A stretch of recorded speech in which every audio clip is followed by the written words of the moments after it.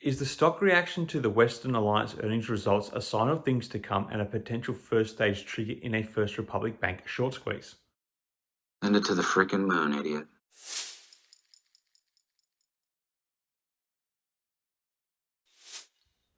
Hi again, everyone. I hope you're all doing really well. So obviously one stock that has been getting a lot of attention on my channel lately is First Republic Bank, or ticker symbol FRC.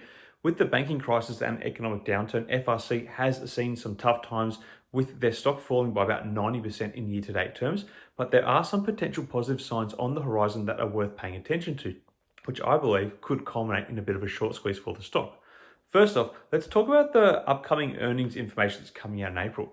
Next week, analysts are expecting strong results with estimates suggesting earnings of around $1.90 per share. This would be a big improvement over the previous year and could be a positive catalyst for the stock. However, it is worth noting that given what the bank has been going through, the actual results could land anywhere really. However, if this is a positive result for the bank, it would show that things are looking more stable than they were when Silicon Valley Bank went down. Speaking of positive catalysts, we saw what can happen when good news hits this stock. With the recent announcement of the Western Alliance Bancorporation's earnings, or WAL, after Western Alliance reported better than expected earnings, FRC stock jumped by 12.5%. This shows that investors are hungry for any good news about the banking industry and that positive earnings reports can have a big impact on FRC's stock price, which makes a lot of sense given how far down the stock has fallen. This is looking like a potential early fuse in a series of pops for a short squeeze that could really explode next week.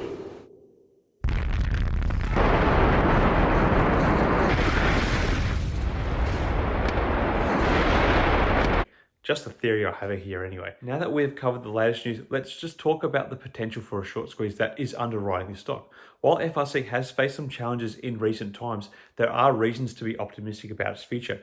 The company has received a significant amount of cash deposits from other banks, which has helped to shore up liquidity and bring about stability to the solvency of the bank.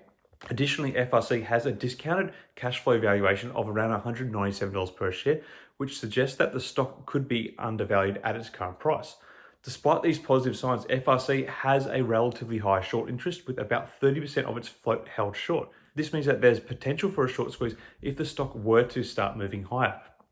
Keep in mind that anything over 10% of the total float shorted is considered high. Further to this, the average days to cover has dropped to about 1.8 days, and there is a cost to borrow fee of over 20%.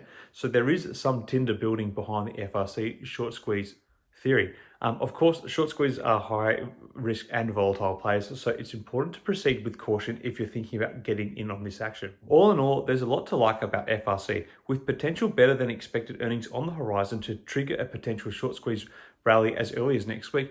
This stock is definitely one to watch in the coming days.